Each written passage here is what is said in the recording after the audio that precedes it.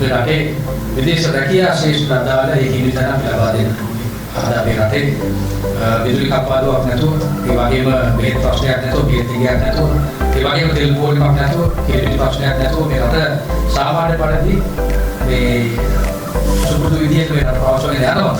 ඒක අදාළව ඉලක්ක විශේෂයෙන්ම මේ විදේශ රැකියාවේ ශ්‍රේෂ්ඨ විශේෂයෙන්ම මේ රට විදේශ විනිමය කියන මේ ශ්‍රේෂ්ඨක දිහා බලුවොත් එහෙම සාමාන්‍යයෙන් අපි මේ අවුරුද්දේ අපි ඉලක්කයක් ඩොලර් බිලියන 4.2 ඉලක්කයක් අපි තියෙනවා. මට 100% විශ්වාසයක් තියෙනවා ඉලක්කයක් සම්පූර්ණ කරන්න.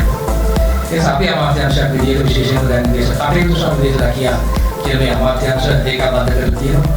ඒ වගේම මේ අංශ දෙකටම නියෝජ්‍ය අමාත්‍යවරයන් කියනම කටයුතු කරන ඉතින් අපි ඇත්තටම පසුගිය අවුරුද්ද කාලයක කාලවකටම ගත්තොත් එහම බොහෝ දේවල් අපි සංවිධානාත්මක විදිහට අරන් යන්න පුළුවන් හැකියාවක් ලැබෙනවා.